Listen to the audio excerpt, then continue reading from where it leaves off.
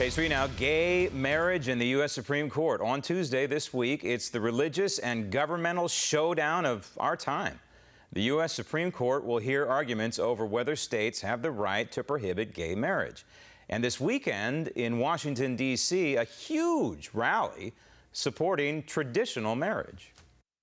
You know, growing up as the oldest of 19 kids and counting in our show on reality television, my parents taught us to love and respect every single person.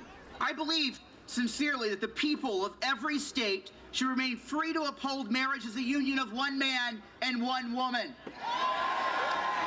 The court has the opportunity, they have the opportunity to affirm what these states and many others did in preserving marriage in their state constitutions.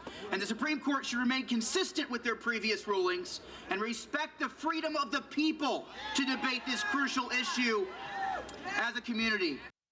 Now, this rally was largely ignored by the mainstream media. At best, the event was marginalized. Truth is, this was a huge convergence of people of faith, different faiths, all coming together to defend what has been a standard in every society since the beginning of mankind. And suddenly, in 2015, the other side is so much smarter than everybody else over the past 4,000 or so years.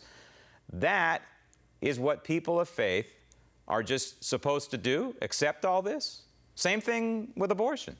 And in California, there is an effort to ram the pro-abortion propaganda right down the throats of people of faith who are trying to stop the killing of unborn babies.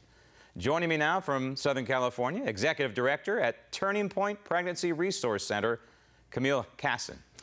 Camille, tell me about what you call in the state of California AB 775. This is a proposed law. What does it say in it, more or less? Well, it's the Reproductive Fact Act, and what it essentially will force pregnancy centers is to put a sign outside of their door saying that we have to refer for abortions. And so it's co-sponsored by NARAL, the National Abortion Rights Action League, and they are the ones that are putting it up to vote tomorrow morning at 8:30. So what it's essentially asking us to do is to force us to refer for abortion, and it's compelled speech. It's making us say that we're going to go ahead and refer for abortions, which is what pregnancy medical clinics do not do. We give women a choice, an alternative to come in and hear all of their options when they're facing an unwanted pregnancy. It compels speech, and it also potentially violates your religious beliefs, correct? It does. Many of the pregnancy medical clinics are faith-based, so it is going against our religious beliefs. And I believe also there is a federal law that a state cannot discriminate or force a healthcare provider to refer for an abortion. Now, it's not like the information about obtaining an abortion isn't out there in the state of California. Heck, it's taught in public schools. So it's everything from schools to certainly word of mouth. There's literature out there. There's this thing called Google if you want information about that. It's not like there's some sort of giant ignorance out there among women in California, is there? No, there's not. You know, women are smart. They know where to go if they wanted to get an abortion. But many women who are facing an unplanned pregnancy do not want to go to an abortion provider. They want to go to a nonprofit organization like the Pregnancy Medical Clinic so they can get an unbiased, fair look at all the options available to them. But your mission is exactly the opposite of what, for example, Planned Parenthood is doing, correct? That's correct. We offer options and alternatives other than abortion, and we work with community organizations in our local communities to be able to provide her support that she needs to carry her baby to term. So when we kind of zoom out and we look at the big picture of this bill, is this part of the pro-abortion lobby to basically foist abortion on all people in the state of California?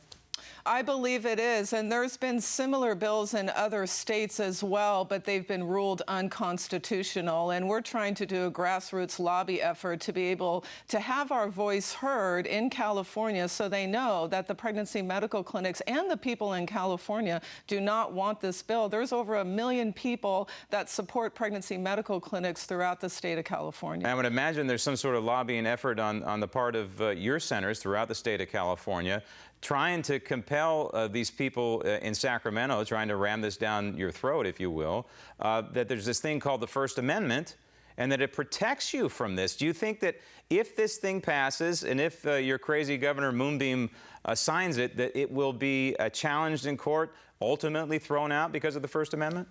Yes, that's what we believe. That's what's happened in other states, and we believe that in California as well, that the Constitution upholds our free speech, and the government cannot compel us to go against our religious beliefs and refer for things that we do not believe in.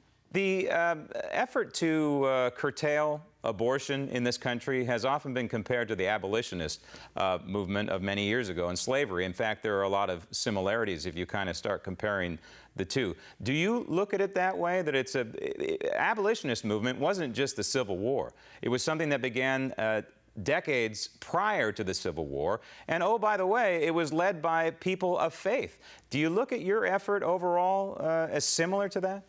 I guess that, yes, you can kind of parallel some similarities to the abolitionist movement and the movement in the United States and across the world to uphold life, the sanctity of human life. And it is a grassroots effort, and we're just trying to get our voices heard so we can go ahead and meet women where they're at in their time of crises and support them in our local communities so they can choose life for their unborn children. All right, Camille, well, good luck in your effort, and Thank keep you. us informed. Thank you. Thank you.